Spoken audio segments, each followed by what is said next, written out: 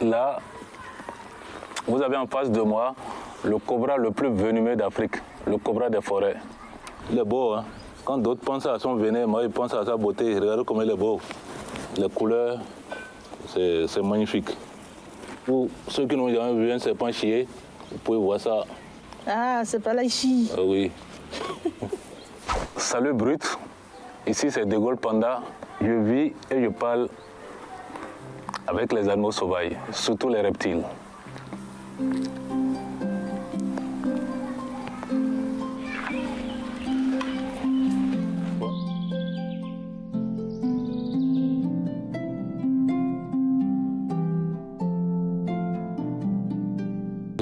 Princesse, allez. Là, c'est un nouveau cobra. Donc voilà pourquoi elle essaie de prendre connaissance avec lui, mais en gardant quand même sa position.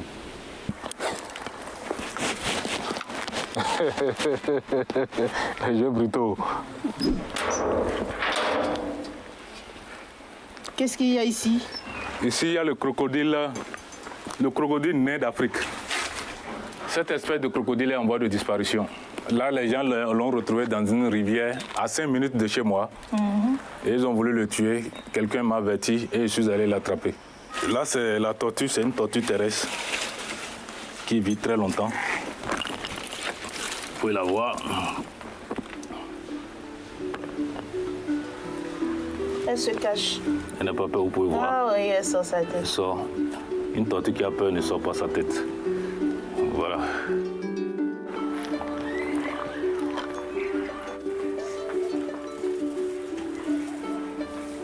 Et le son pour les chevaux, s'il te plaît. Merci. Tous ces animaux, je les récupère lorsque les gens m'appellent et qu'ils retrouvent. Parce qu'aujourd'hui, l'homme est en train de... Les gens construisent partout, donc ils prennent l'habitation des animaux. Donc du coup, il y a ce conflit entre l'homme et l'animal. Donc dès que les gens voient ces animaux, ils m'appellent. Avant, les gens les tuaient, mais maintenant, ils ont compris.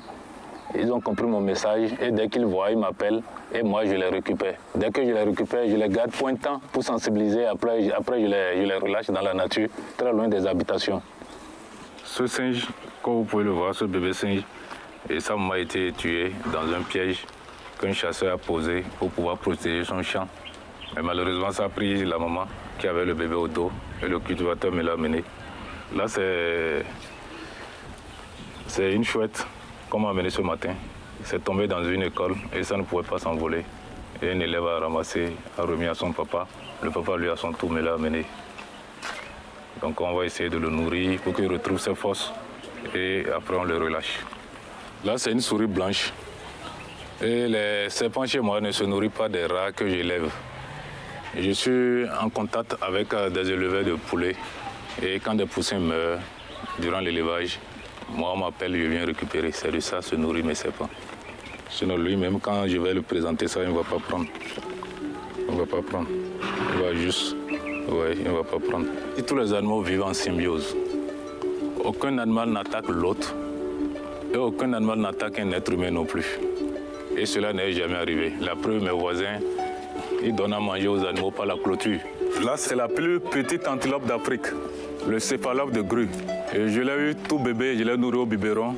Aujourd'hui, elle a 2 ans. Je mène cette activité depuis que je faisais le cours primaire. J'étais déjà en contact avec les animaux. Et malheureusement, l'être humain fait la guerre à la nature.